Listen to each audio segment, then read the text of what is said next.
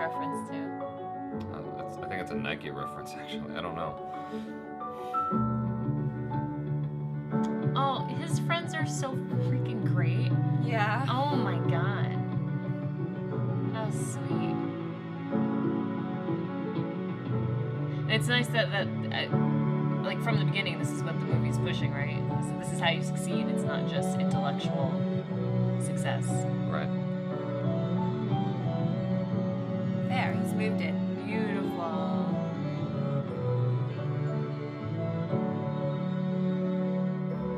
Oh. Oh.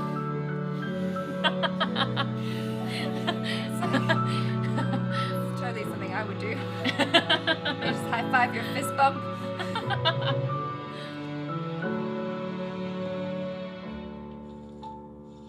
Yeah, get it, kid. That's great.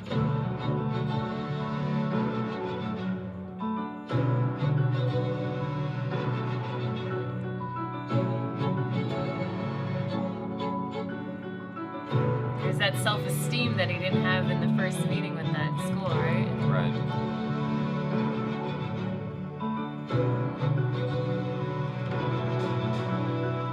Yeah. I kind of want to cry a little. I'm like getting a little emo. Aw.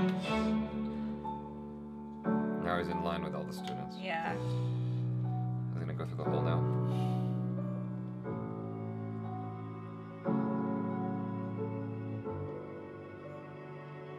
I really like the theme of like dignity and integrity that this is pushing.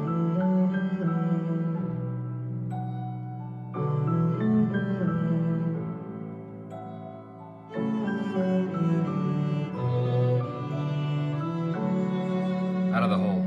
Yeah.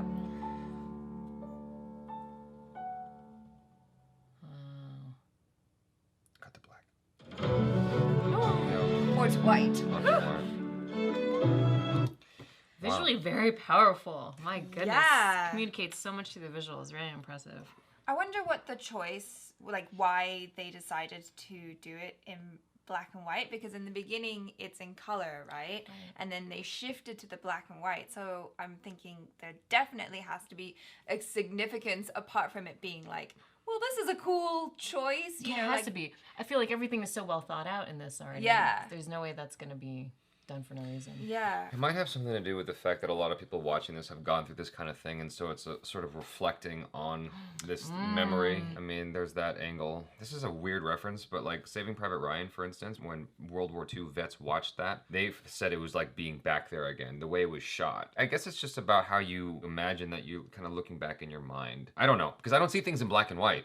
I see things in color in my memory. I mean, I'm just wondering if maybe it's because of them studying there, things are very black and white. You either More get the right, intellectual, right, that you than get the right answer or feeling. you don't. It's also a creative choice to let you know that this is different. This is different than what you normally are seeing out there. This first episode was like over 40 minutes long. To me, over the past few years, I've been seeing this sort of movement, this change in TVF, because like the first season of Permanent Roommates, for instance, right? It was what, 20 minutes, 30 minutes an episode, and then by season 2 the episodes were getting to be an hour long. Yeah. But they built up that confidence, whereas this out the gate, they're like, this is 40 minutes long, 45 minutes long. Take it. Yeah. And they're letting you know that this is a more serious show. Get ready to dive deep. Yeah, Yeah. like emotionally, it's a deeper show, I think, or it's like the content is deeper, and so going black and white just lets you know that this is more of a serious thing, and it's not what you're used to seeing with TVF Play or just on the internet in general. It's just different, and so I think that's a big reason why. But I mean, I'd love to ask. I think it's. I think it's.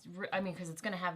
I think they know it's gonna have different effects on people, right? So that I think whatever effect it has on you is very relevant. But yeah, I think it's also one of those things because there's a lot of really deep, subtle themes. They're not like action movie themes. Yeah. Where you're feeling like you're fighting. It's like in your face, like fighting, right? So maybe even keeping it black and white is trying to keep you focused on the more subtle things that are under the surface instead of getting lost in all the colors. And Yeah, that's a good. Yeah. That's a good. that way too. That's a good point. I know there was one scene, I think it was in the very beginning when he went to that first school where his dad was talking to the, I guess like the principal or whoever was the head of it. It was really interesting how they shot the scene because you were behind the principal or the teacher or whoever, the admissions guy. Even though the dad was talking, the dad was facing the camera, they blurred him out. Yeah. So it was this thing where it was like this really dominating, cold kind of like all it matters is just this intellectual like dude, even though he's not the focus. Yeah. There was like a huge disconnect from what was in front of him and being present with that. That was what those kind of schools are about. It was a creative choice. I've seen that done a lot in like American independent films, or if you're looking at someone like David Fincher, you'll see stuff like that, or Spielberg. And so I feel like, you know, the director watches a lot of American films and whatnot and took inspiration from that. I mean, I even saw like a little Hulk mug in the background. You can always see the little, you know, what inspires the filmmakers. Little homages, yeah. Those are, you know, deliberate choices. I think that this was shot on a DSLR. I don't know, maybe I'm overthinking this, but it's most compatible with, in my opinion, with the drone stuff, because the drones all like, those are small cameras. I think it would look like too much of a contrast if you shoot red footage with these drone shots, which have like very small sensors, and so the DSLRs are closer to that. I noticed that later on when the camera was going around, this is all technical bullshit that I just pick up on. When the It's so well done in this, so it's worth saying. Like for the most part, it's all well done. I just like to notice things like there's slow motion stuff towards the end, and I noticed some, what do you call it, anti-aliasing or artifacting happening because there was slow motion done in Premiere or Adobe After Effects. Right. And it's like, I know that look because I've had to deal with that look too when I'm slowing my stuff down. And so I'm just appreciating it from a technical perspective. I think that it was well done, and it wasn't carried away with fancy camera work other than the drone stuff. I thought the drone stuff was actually really well executed, because it was so smooth that it didn't really draw attention to itself. It just kind of brought you into this world, if that makes any sense. And it was very graceful. Yeah. And it was emphasizing certain ideas, like the most obvious one where he's going against the grain, or he's going against like everything coming at him, and it feels like an uphill battle until the end, where now you have like this arc. And so in this one episode alone, you've got this nice little arc for the character where he's fighting for this thing and he gets it. The objective is very clear from the get-go, because like we were watching a movie last night and I'm like, I don't know what the objective of this character is for the first hour and a half of the movie. The movie was good, but it was still like, it's like frustrating to feel like you can't connect and understand. Well, I just didn't know what the trajectory was. I'm like, I don't know what's going on in this movie. Like, why are we having doing a nice time? Yeah. So here it was the opposite, where I'm like, okay, I understand what's happening, and so you understand the plight and what's at stake. And so for him, one of the big things in writing books is always like, the stakes have to feel like the end of the world for the character. Yeah, they literally have to be. And here you can see that it is the end of the world for him.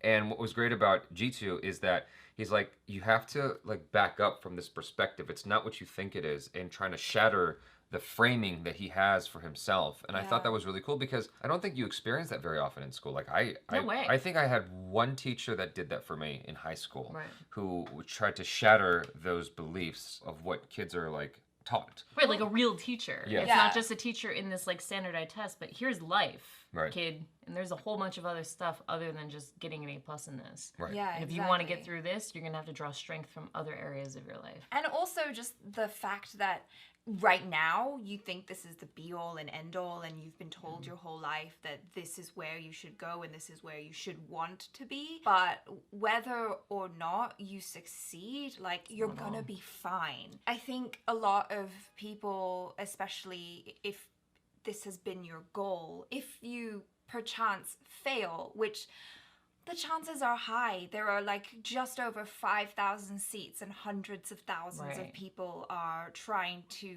win those seats. Even if that isn't your direction, you don't get that, you're still going to do well with the stuff that you learned here. You're still going to get into a good university, but because you wanted that so badly, it's going to taint everything, and it's a trauma that takes 7 years to overcome. Like, that's a lot. Yeah. And like, you just waste 7 years of your life because some authority is telling you this is the only way that you matter, right? Exactly. Or that this is the only way that you're valuable, and it's not. It's really not true. Yeah. Trauma's terrible.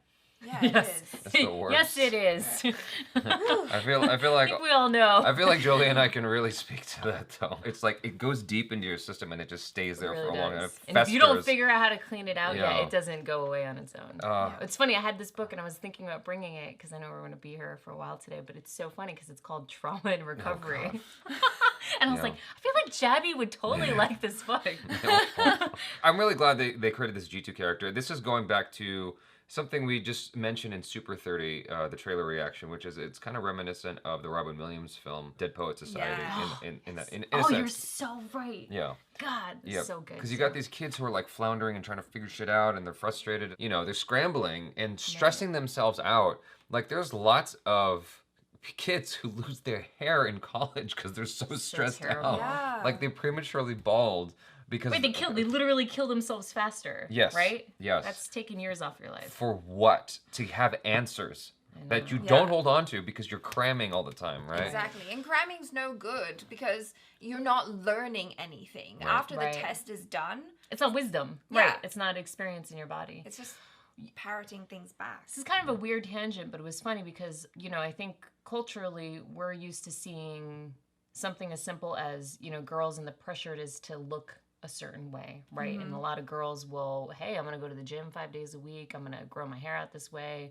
I'm going to pay thousands of dollars for plastic surgery and all kinds of stuff. And that's like more of a known plight.